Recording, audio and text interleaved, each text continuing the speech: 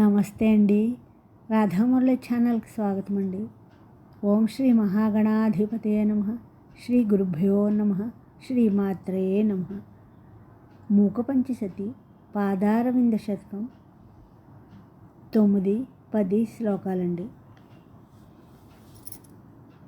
సుపర్వస్త్రీలోలాలక పరిచితం షత్పదకులైః స్ఫురల్లాక్షారాగం తరుణితరణిద్యోతిరరుణైః భృతం కాంత్యం భోభిర్విసృమరమరంदैः సరసిజైః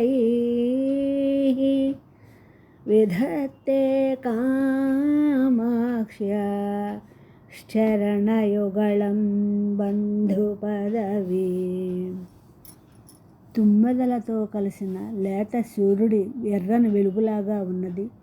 దేవతాస్త్రీలు కదిలే ముంగురులతో పరిచయం కలది. లాక్షారసం రంగు కలిగిన కాంతి అనే జలంతో పోషింపబడుతున్నది. ఎర్రని కమలాలలో ప్రసరించే మకరందం కలది అయిన కామాక్షీదేవి పాదాల జంట బంధు మార్గాన్ని, ముక్తి మార్గాన్ని ఏర్పరుస్తున్నది. రజస్సంసర్గేపి స్థితమరజసామేవ హృదయే పరం రక్తత్వేన స్థితమపి విరక్తైకశరణం అలభ్యామందానాం దధదపి సదా మందగతితాం విధత్తే కామాక్ష్యా చరణయుగమాశ్చర్యలహరీ. అమ్మవారి పాదం రజోగుణానికి చెందిన ఎర్రని రంగుతో ఉన్నప్పటికీ అది రజోగుణం లేని భక్తుల హృదయాలలోనే ఉంటుంది. ఆ పాదాలు ఎర్రగా ఉన్నప్పటికీ అవి విరక్తులైన వారి చేతనే ఆశ్రయించబడుతున్నాయి.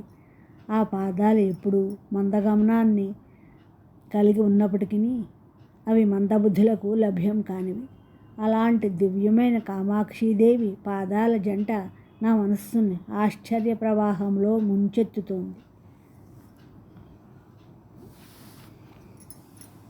నా ఈ శ్లోకాలు మీ అందరికీ నచ్చినట్లయితే లైక్ చేయండి, షేర్ చేయండి, కామెంట్ పెట్టండి, సబ్స్క్రైబ్ చేయండి.